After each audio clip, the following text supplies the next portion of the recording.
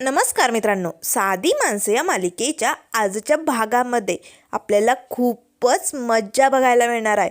कारण ढवळीकरचं भर पार्टीत सत्याने चांगलंच हसू केलेलं असतं. तर आता इथे सत्या आणि मीरा टेबलवरती बसलेले असतात. दोघेही मस्त गप्पा मारत असतात. आता सत्याचं मौन व्रत असतं, पण खानाखुणावर गप्पा चालू असतात. तेवढ्यात निरूपा येते आणि मला लागते, फुलवाली इकडे असे म्हणत आता निरूपा लगेच मीराला जरा बाजूला घेऊन जाते. मीरा म्हणू लागते, बोला ना सासूबाई, काय झालंय? त्यावर निरूपा म्हणू लागते, हे बघ फुलवाली, आता पार्टीला सुरुवात झाली, त्यामुळे तुझ्या नवऱ्याला नीट सांगून ठेव. हे बघ, आता या पार्टीत काहीही तमाशा होता कामा नये, नाहीतर बघा माझ्याशी गाठे, लक्षात ठेव. तेव्हा मीरा म्हणू लागते, नाही सासूबाई, अहो तुम्हाला असं का वाटतं? हे खरंच आज काहीही तमाशा करणार नाही, कारण यांचं मौन व्रत सुरू आहे ना. आता निरूपाला धक्काच बसतो. काय? कसलं व्रत?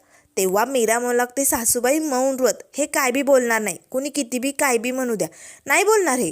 त्याच वेळेस आता लगेच ढवळीकरने ज्या माणसाला आता सत्याला राग येण्यासाठी काम दिलेलं असतं, तो माणूस आता आपल्या कानात हेडफोन घालतो आणि फोनवरती बोलत बोलत आता सत्याजवळ आलेला असतो. त्याच्या हातात समोसा चटणी असते.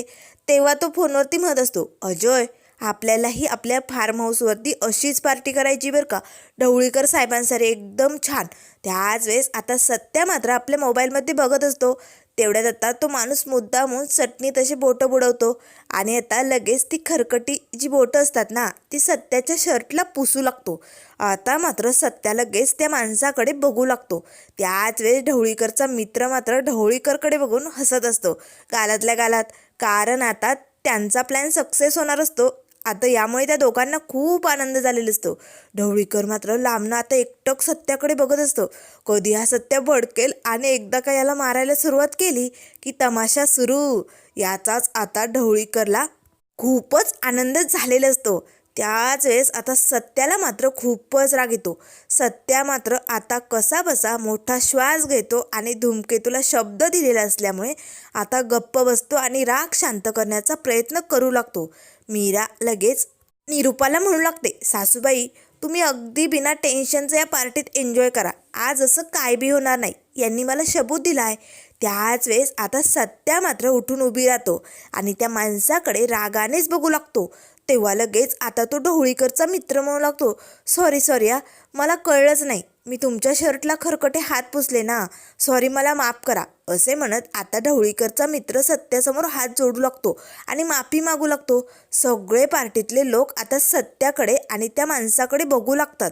सत्या मात्र खूपच भडकलेला असतो. मोठाले डोळे करून रागानेच आता त्या ढवळीकरच्या मित्राकडे बघत असतो.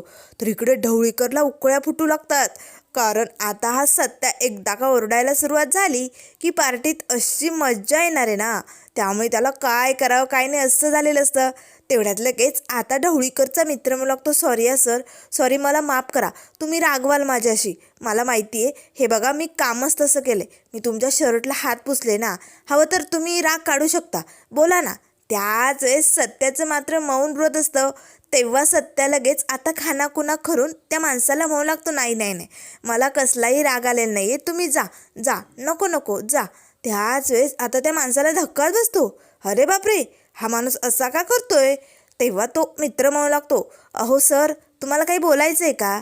हे बघा, बोला, तुमच्या मनात जे काही भडास असेल ती बाहेर काढा, खरंच बोला, हवं तर तुम्ही मला मारा. असे म्हणत आता तो मित्र लगेच सत्याचे हात पकडतो आणि जोरजोरात असे आपल्या गालावरती मारण्याची ॲक्शन करू लागतो. पण सत्या काय थोडा कमी असतो का? सत्या पटकन त्याच्या हातनं आपले हात हिसकावून घेतो आणि लागतो, नाही नाही नाही, तुम्ही जाऊ शकता, मला राग आलेला नाही, एकदम स्माईल करून दाखवतो. आता मात्र ढवळीकरला धक्काच बसतो. हा सत्य असा का वागतोय आणि असं तोंड बंद का केलंय? एक शब्द याच्या तोंडातनं का फुटत नाहीये? यामुळे आता ढवळीकर तर हादरलेला असतो. पण सुधाकर भाऊ मात्र खूपच खुश होतात आणि आपल्या सत्यजितकडे बघू लागतात. त्याच वेळेस निरूपा, पंकज, देवका सगळ्यांना धक्का बसतो. या सत्याला नेमकं काय झालंय? याच्या तोंडनं एक शब्दही का बाहेर येत नाहीये? काय चालू आहे? तेव्हा मीरा म्हणू लागते, बघितलं सासूबाई, मी म्हटले होते ना, हे आज पार्टीत काय बी बोलणार नाही, यांचं मौन व्रत सुरू आहे, बघितलं ना. निरूपालाही आता जरा डाऊट येतो, खरंच हा सत्य आज अचानक असा कसा बदलला एवढा.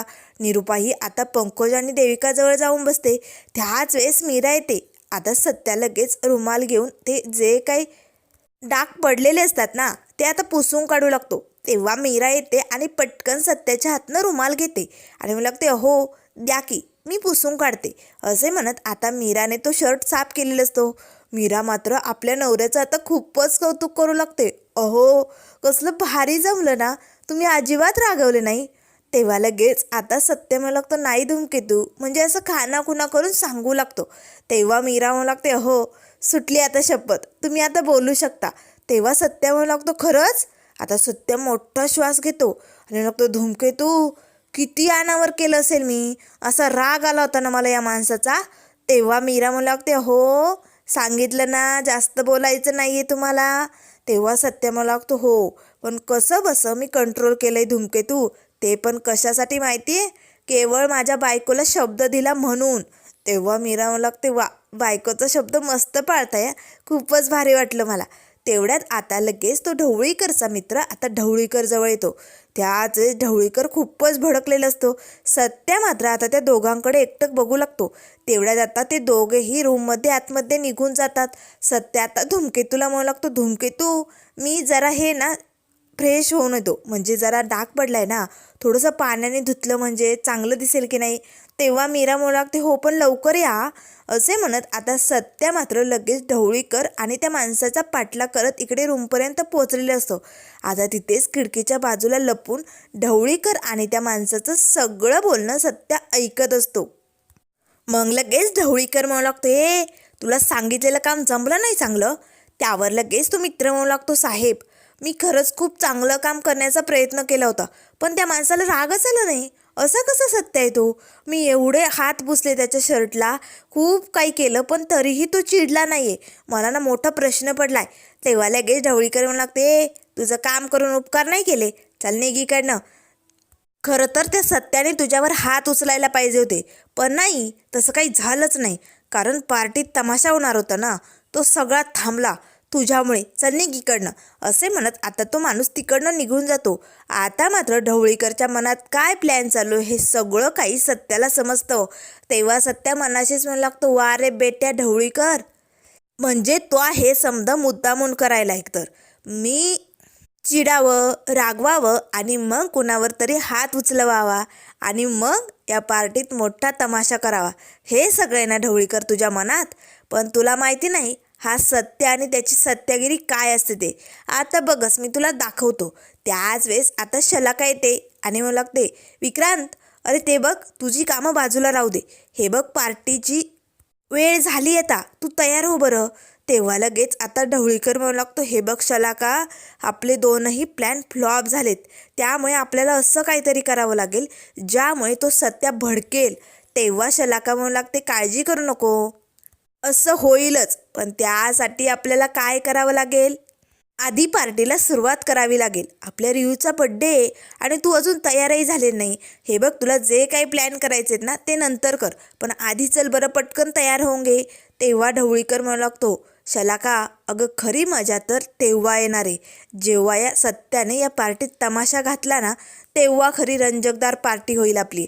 आणि मग एकदा का तमाशा झाला की आपल्या मनाला जे हवं आहे ना तेच होणार आणि हा सत्या आणि त्याची बायको ती मीरा रस्त्यावर येणार.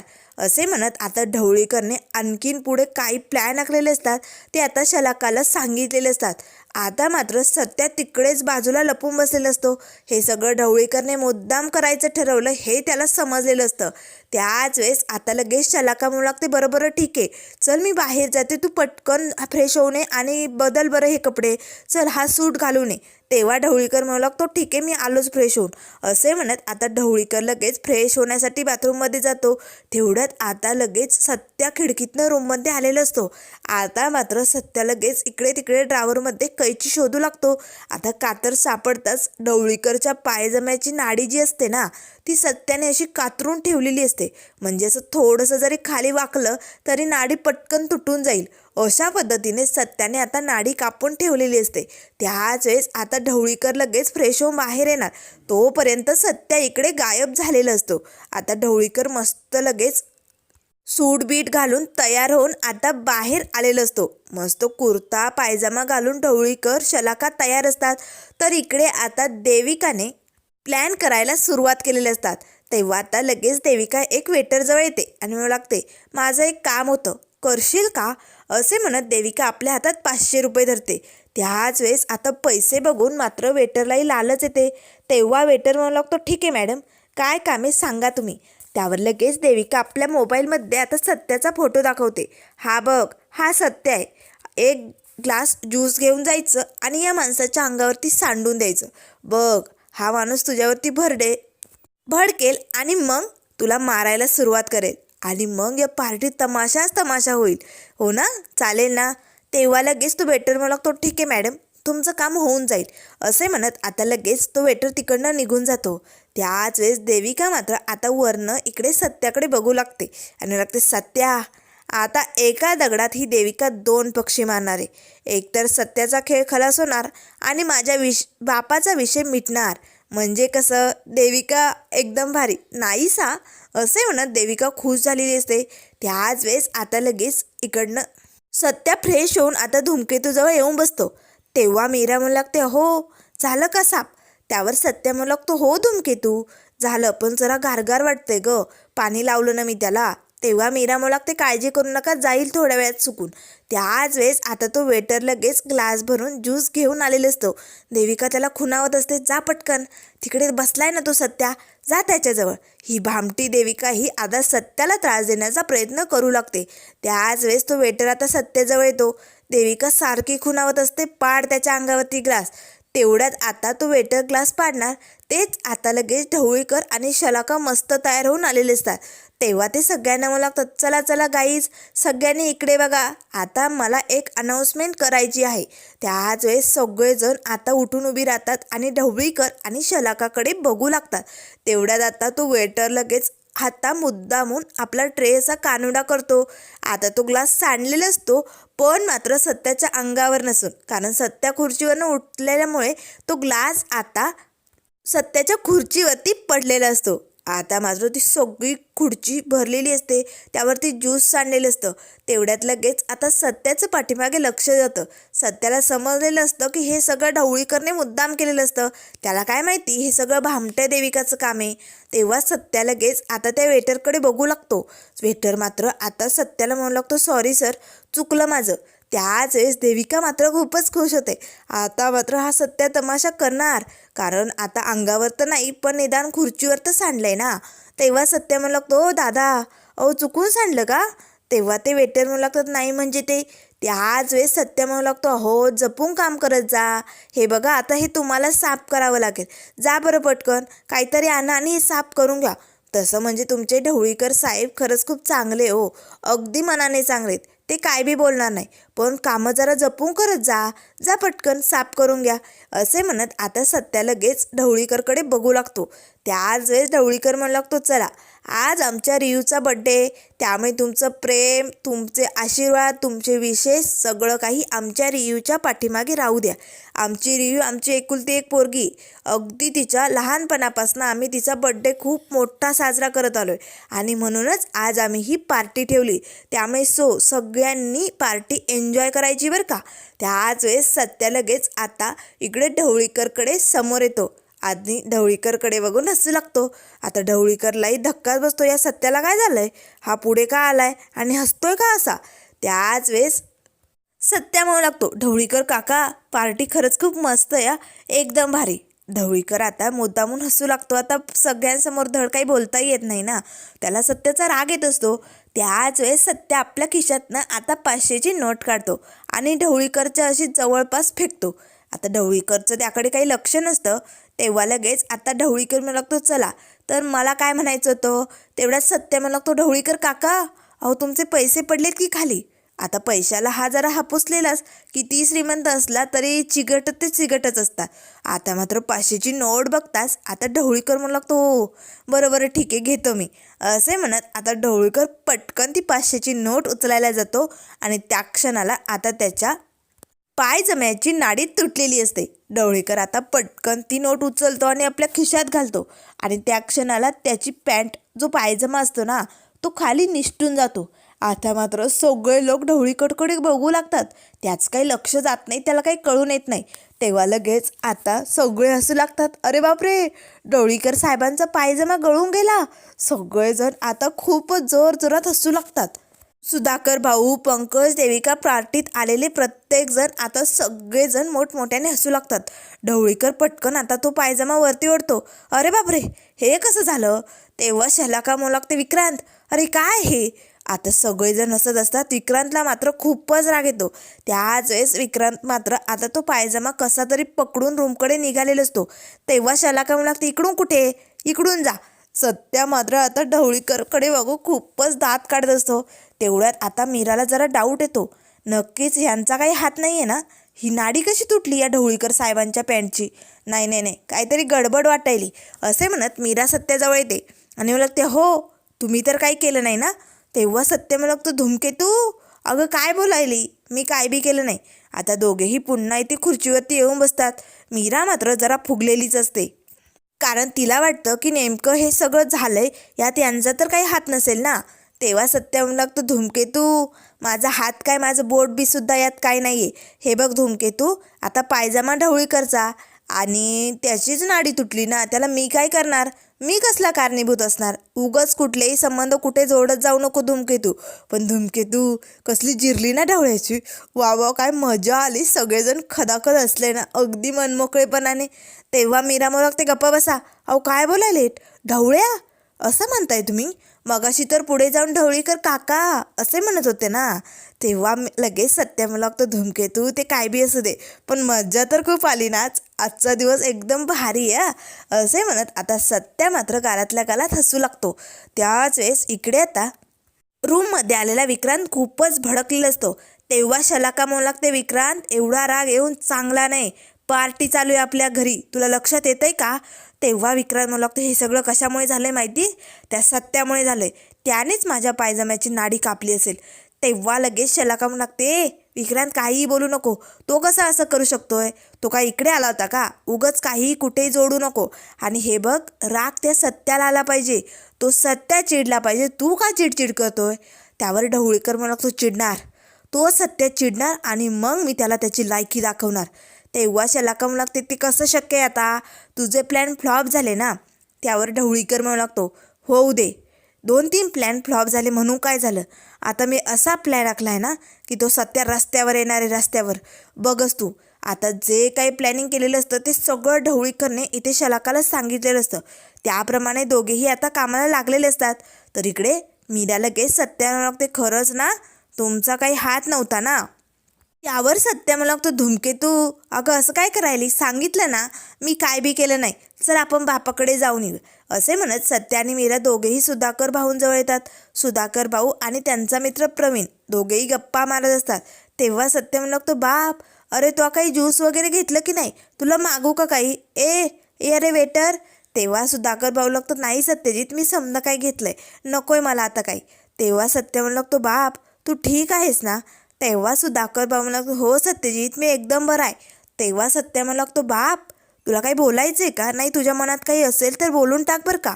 त्यावर सुधाकर भाऊ लागतो, सत्यजित अरे इथे आपलं मनातलं बोलायला काय आपलं घर आहे का? मनमोकळेपणाने बोलायला आपण आपल्या घरी अगदी मनमोकळेप्रमाणे राहू शकतो. पण इथे आपण दुसऱ्याच्या दारात आलोय ना, दुसऱ्याच्या कार्यक्रमात, तिथे कशाला काही बोलायचं?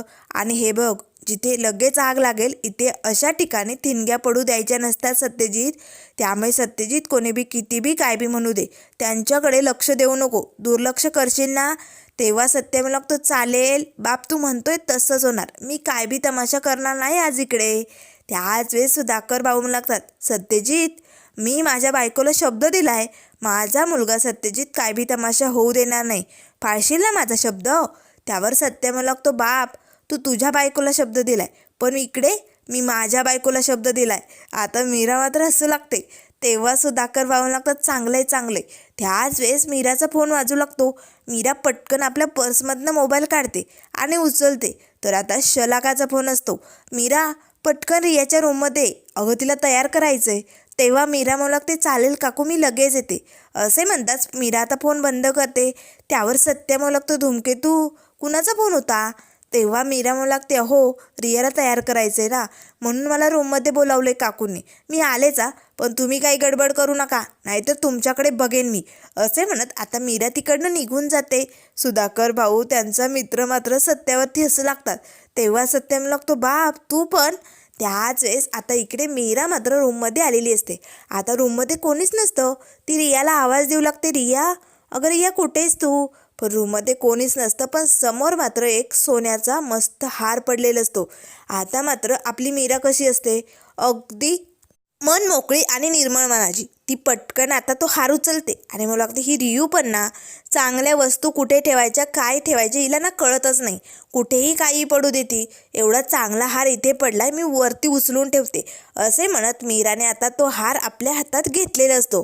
त्याच वेळेस आता ढवळीकर येतो आणि मला लागते, ए मीरा काय चालू आहे तुझं, काय हा सगळा प्रकार. तेव्हा मीरा म्हणत, ते कुठे काय, मला काकूंनी बोलावलं होतं ना, म्हणून मी इकडे आले होते, पण रिया कुठेच दिसत नाही. तेव्हा ढवळीकर म्हणू लागतो, ते नाही विचारत मी, तू आमच्या घरात चोरी करते. अगं हे सगळं काय आहे, तो सोन्याचा हार आहे, तुला माहिती नाही का. तेव्हा मीरा म्हणू लागते, नाही नाही अहो काय बोलताय तुम्ही. अहो हा हार खाली पडलेला होता ना, म्हणून नीट जपून ठेवावं म्हणून मी वरती ठेवत होते, दुसरं काहीच नाही. त्याच वेळेस ढवळीकर आता शलाकाला आवाज देऊ लागतो, शलाका शलाका लवकर ये. अगं हे बघ या मीराने काय केलं आहे, आपल्या घरात घुसून चोरी करण्याचा प्रयत्न केला आहे. आता मीराला मात्र वाईट वाटतं, तिच्या डोळ्यात पाणी आलेलं असतं. तेव्हा मीरा म्हणू लागते, नाही काकू मी असं काही केले नाही आहे, अहो तुम्ही बोलावलं म्हणून मी इकडे आलं. तेव्हा लगेच शलाका म्हणू लागते, खोटं बोलू नको खरं खरं सांग, तुझ्या हातात हार दिसतोय ना. त्याच वेळेस आता देविका आणि निरुपाई धावत आलेले असतात. कसला आवाज चालू आहे. तेव्हा ढवळीकर म्हणू लागतो, या निरुपाताई बघा तुमची सून आमच्या घरात चोरी करते, बघा बघा तिच्या हातात. आता निरुपा आणि देविका तर खूपच खुश होतात, कारण आता या मीराची चांगलीच वाट लागणार आहे असं त्यांना वाटू लागतं. तेव्हा ढवळीकर म्हणू लागतो, ए मीरा चल तू आता सगळ्यांसमोर बाहेर चल, मग दाखवतो तुझी लायकी काय आहे ते, चल पटकन.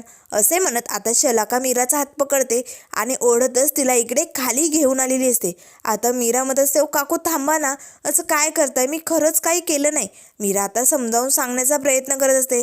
त्याच वेळेस आता लगेच सत्या सुधाकर भाऊ सगळ्यांसमोर शलाकाने ढवळीकर मीराला घेऊन येतात आणि लागतात, ए सुधाकर गायकवाड बघ तुझी सून काय करते, अरे तिने आमच्या घरात चोरी केली. आता मात्र मीरा मुलग, तो काय बोलायले तुम्ही, मी चोरी कशाला करेन. हे बघा मी कुणाच्या काडीला बी कधी हात लावत नाही, मी कशाला तुमचा हार घेईल. तेव्हा ढवळीकर म्हणू लागते, मीरा काडी आणि सोन्याच्या हारामध्ये फरक असतो, तुला माहिती असेल ना. तेव्हा लगेच शलाकाम लागते, कशाला खोटं नाटं बोलते, टाक ना खरं खरं सांगून. तेव्हा मीरा म्हणू लागते, हे बघा काकू रियाला तयार करण्यासाठी मी तिच्या रूममध्ये गेले होते, पण तिथे हा हार खाली पडलेला होता म्हणून मी उचलून ठेवणार होते आणि तेवढ्यात तुम्ही आलात. त्याच वेळेस शलाकाम लागते, कशाला कारण देतेस ग, सरळ सरळ सांग ना. हार बघून मनात लगेच लालच निर्माण झालं म्हणून आणि टाकला लगेच हात. आम्ही आलो नसतो तर हा हार पर्समध्येच गेला असता ना. मीराच्या डोळ्यातनं मात्र पाणी आलेलं असतं. तेव्हा ढवळीकर म्हणू लागतो, या लोकांची लायकीच अशी आहे. त्याच वेळेस मीरा मात्र रडतच सत्याजवळ जाते आणि पटकन सत्याला मिठी मारते आणि मला लागते, हो मी काय बी नाही केलं मी काय. तेव्हा सत्य म्हणू लागतो, धूमकेतू नेमकं काय झालंय सांगशील का. त्याच वेळेस आता ढवळीकर म्हणू लागतो, मी सांगतो ना, तुझी बायको चोर आहे चोर. त्याच वेळेस सुधाकर भाऊ पुढे येतात आणि लागतो, बाद झालं साहेब, पुरे झालं, माझी सून असं काय बी करणार नाही, माझ्या सुनेवरती पूर्ण विश्वास आहे. तेव्हा ढवळीकर म्हणू लागतो, हो गायकवाड मग मी खोटं बोलतोय का. हवं तर तुम्ही तुमच्या बायकोला विचारा निरुपाताईंना, त्यांनी बघितलं हिच्या हातात हार, हो की नाही निरुपाताई सांगा बरं. तेव्हा आता ही निरुपा तर भामटीच असते, ती कशाला मीराची बाजू घेईल, ती उलटच बोलणार ना. ती लगेच म्हणू लागते, हो मी बघितलं ना, ढवळीकर साहेब अगदी खरं बोलतायत, मीरा चोरीच करत होती त्यांच्या घरात.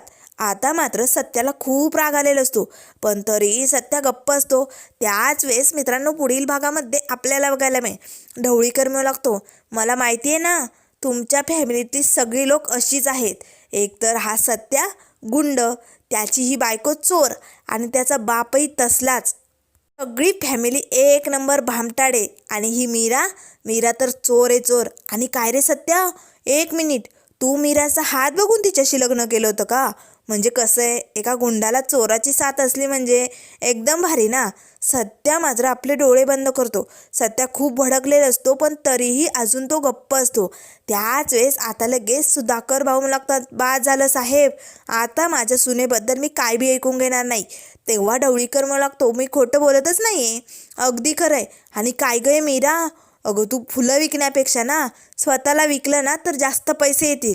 मीराच्या मात्र आता इज्जतीचे धिंडोडे काढायला इथे ढवळीकरने सुरुवात केलेली असते. पण आता मात्र हा सत्या आपली सत्यागिरी या ढवळीकरला कशी दाखवणार आणि या पार्टीत आता ढवळीकरचं थोबाड सत्या लाल करणार का? पुढे काय होईल हे आपल्याला लवकरच बघायला मिळेल. त्यामुळे मित्रांनो, अशाच मालिकेंच्या अपडेट पाहण्यासाठी चॅनलला लाईक करा, सबस्क्राईब करा. व्हिडिओ पाहिल्याबद्दल धन्यवाद.